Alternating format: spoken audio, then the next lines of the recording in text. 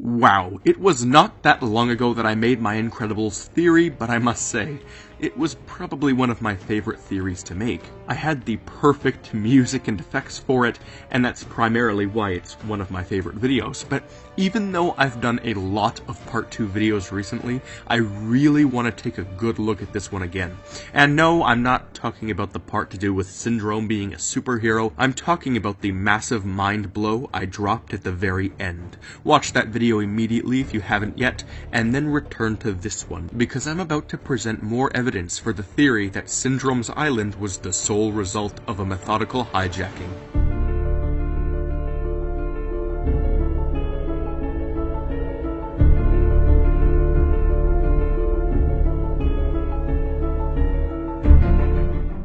Hello, I'm the Theorizer, and don't you just love the comment section? Recently I've been pushing the boundaries of my haters, responding to the hate with even sassier sass, and it's fun to see the haters indulge in self-triggering, but the comments are also useful for more than just entertaining flame wars. They're really good for the insightful people who help with evidence. Most of the time I'll just pin the comments that have great evidence, but this time I found such a useful comment on Syndrome Part 1 that I absolutely have to share it with you, because of just how much it changes things for my little island theory. Remember my Lorax video? It wasn't my best work, but the mini theory inside of it about Ted's grandpa was some of my best work. And remember when I got a comment on that video that was so amazing that I made a video about that comment all by itself? Well, today, a similar situation has risen. A commenter named Grant Rogers commented something very useful to my theory, which I actually couldn't believe I missed the first time around. Before I present their evidence, I quickly want to recap this little theory I had. I will now show you a clip, which is a couple of minutes long, which is from the end of my other theory. Here it is. But after all of this research, I discovered something on the bonus disc, which is actually what prompted me to make this whole video.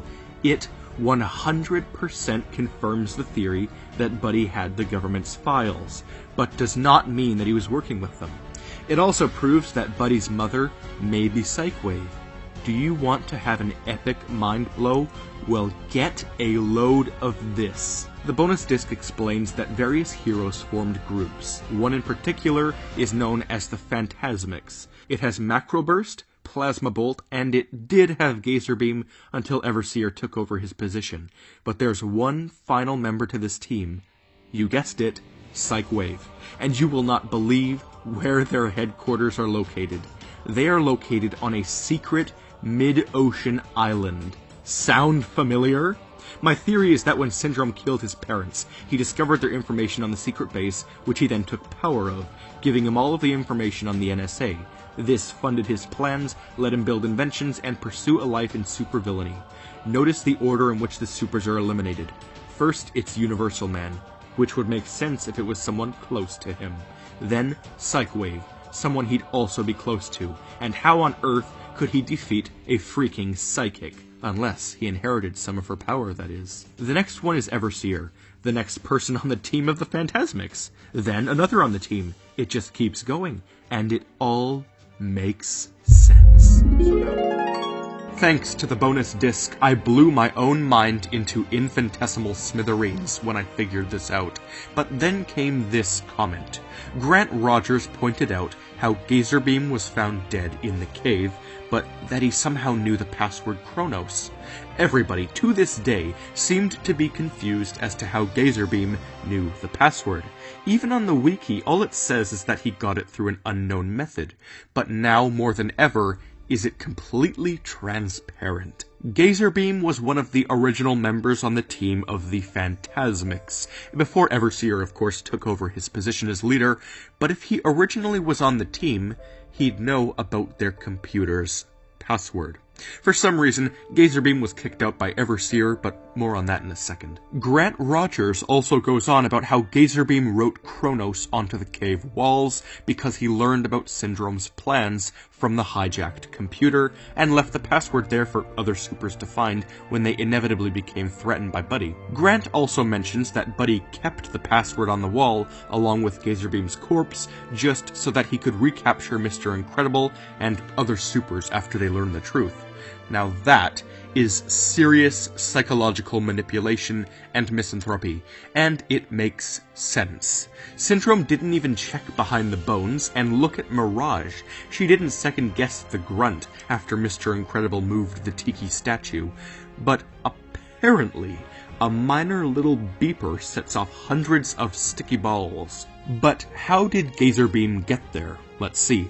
We know that after the laws against supers, Gazerbeam went into hiding, and that he protested a bit, and then he was lured back by Buddy Pine. Now, you may be asking, well, wouldn't Gazerbeam be suspicious that he was going right back to his old island? The answer is no. Not at all, because notice who Mirage poses as. A government representative who claims she has ties to the NSA, and when the supers were all forced into hiding, all of the bases would immediately be taken by the government. It all makes complete and total sense. And remember, Gazerbeam had no idea that it was hijacked to begin with, because for some reason, he left their team long ago. Another question you may be asking is why didn't Syndrome change the password? And my response to that would be that, he savagely murdered every single super who he thought knew the password. He wouldn't need to hide anything, because he'd be the only one who would know, next to, of course, his accomplice.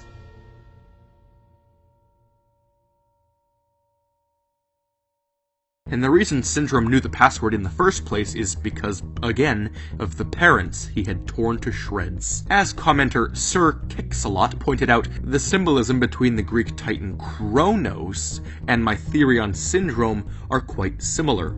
A boy who is weak in comparison to his father rises up and defeats him, taking place as ruler. Sounds awfully familiar and bizarre. But finally, why did Gazerbeam leave? Why leave a perfectly good team and move to another one? Well, for that, we must consult the bonus disc again. It says that Gazerbeam and Everseer never saw eye to eye, which is hilariously punny when you think about it, but the point is, Gazerbeam wouldn't allow another member, or perhaps someone so overpowered. A position as leader was needed on his team. Apparently, his team was the most famous supers team ever. That was when Gazerbeam quit the Phantasmics and joined these guys. And along with their new leader Gazerbeam, the team had Apogee and Phalange. Apogee could control gravity, and Phalange could manipulate sonic fields. The Thrilling Three, they were called, and that's Gazerbeam's whole story.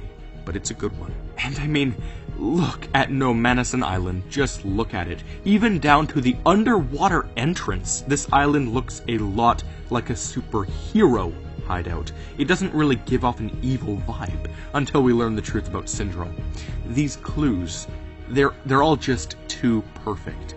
But it really makes you wonder, why would all these people work for Syndrome? Sure, they might get money, but why would Mirage stay as his lover and accomplice for so long? Why is any of his plan sane to them? Well, think about it.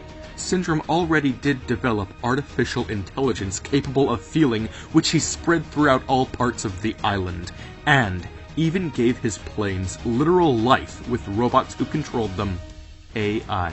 An AI which turned on him in the end, much like Mirage did. I mean, even her name. Almost like she's not quite real. And what is it she tells Mr. Incredible? My name is Mirage. We have something in common. According to the government, neither of us exist. But that's a theory for an entirely different day, and I don't want to blast myself into a coma if I blow my mind too hard. So that's my epic theory. I hope you were mind blown at least a little bit, but not too badly. I've gotten frequent complaints from people who had to clean up the mess produced by a blown mind, so be careful. But until next time, I'm the Theorizer.